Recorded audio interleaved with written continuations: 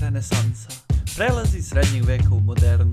Revolucija u politici, arhitekturi, umetnosti. Istini za volju, moje znanje o ovom istorijskom periodu svodi se na Rafaela, Michelangela, Donatella i Leonarda iz Ninja Kornjaka. Ipak, to me ne sprečava da budem trgovac u 16. veku i postanem najpopularniji među plemstvom. Dobro vi meni došli, a danas je na tabli Splendor!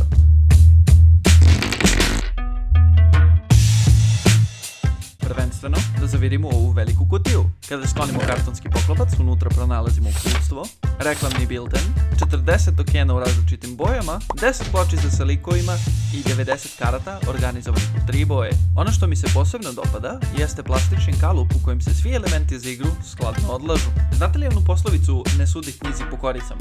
Splendor uprkos velike kutiji koje teži preko kilogram i sadržaju od 140 predmeta za igranje ima i jako prosta pravila. Ovdje pričamo o pravilniku koji pored velikih ilustracija ima jedva 2 strane. Splendor je suštinski ekonomska igra, koju je pred tačno 10 godina u prodaju pustio francuski izdavač Space Cowboys. Od 2 do 4 igrača su trgovci dragim kamenjem u dobu renesanse i cilj je da budu najprestižniji trgovac. Pre početka igre da postavimo tablu, promešajte špilove karata u sve 3 boje i poređajte ih na sredinu stola jedne iza drugih, te zatim podelite po 4 karte pored svakog špila. Onda promešajte pločice likova, takozvanih plemića, i izvucite jedan, a zatim i još po jedan za svakog igrača. U prevodu, za 3 igrača postavljate 4 pločice plemića. Na kraju, sve tokene podeljene po bojama stavite sa strane. Ekonomski aspekt Splendora je jako jednostavan, gdje koncepti trgovine, bilo sa bankom ili sa drugim igračima ne postoje, kao ni koncept prodaje kupljenih karata. Prvi igrač, kao i svaki sledeći, ima pravo na samo jedan od 4 moguća poteza, ili da uzme 3 različita draga kamena, ili da uzme 2 ista draga kamena, ali ovo moguće samo ako tog dragog kamena ima 4 ili više, ili da rezerviše, ili da kupi jednu razvojnu kartu. Imajte u vidu takođe da igračima nije dozvoljeno da imaju više od 10 tokena dragog kamenja u svom posedu. Svaki višak preko 10 na kraju svog poteza morate da vratite u banku. Kada se tokenima dragog kamenja kupi razvojna karta za cenu iskazanu u njenom levom donjem uglu, tada ona tom igraču podaruje jedan trajni dragi kamen iskazan u njenom desnom gornjem uglu. Ovaj dragi kamen možete neograničen broj puta koristiti za naredne kupovine razvojnih karata. Upravo zbog ovoga u poznijim rundama partije primetit ćete da igrači često uzimaju gratis razvojne karte, jer imaju dovoljno razvojnih karata kod sebe da mogu bez trošenja svojih tokena da uzmu dodatnu razvojnu kartu. Ovakav vid kupovine jeste dozvoljen, ali se i dalje računa u kupovinu razvojne karte i time je potez dotičnog igrača završen. Neke karte takođe imaju broj u levom gornjem uglu. To su takozvani poeni prestiža. Broj prestižnih poena koje karte daju može biti od 0 sve do 5. Ovim prestižnim poenima zapravo se dolazi do pobede. Što se tiče pločica likova, takozvanih plemića, primetit ćete da i one takođe imaju vrednost. Svaka daje tačno 3 poena prestiža. Međutim,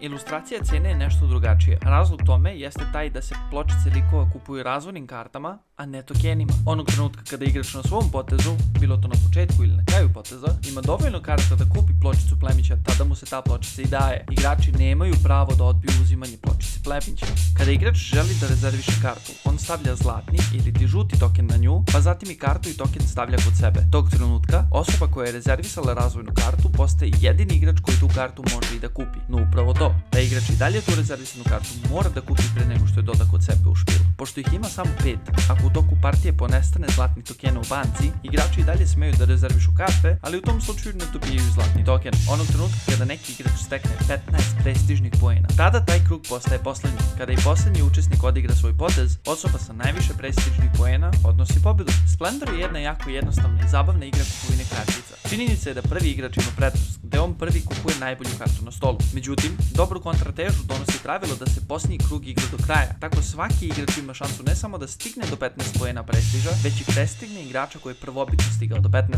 Prosječna partija traje negde između 10 i 30 minuta u zavisnosti od toga koliko igrača učestvuje. Splendor smo na recenziju dobili od naših dragih kumova, Đorđe i Dušice, tako da ovom prilikom jedno veliko hvala upravo njima. Splendor inače ove godine slavi svoju prvu deceniju, jer je 2014. Space Cowboys prvi put na police prodavnica stavio ovu društvenu igru koju je dizajnirao Mark Andre. Iako je trenutno nema u mainstream prodavnicama tipa Meeple, i dalje se nove neotvorene kopije mogu pronaći na kupujem prodajem za 40-50 €. Splendor je jednostavna, ali zabavna igra gde svaka partija ima po potencijal da se razviju u potpuno drugačijem smeru.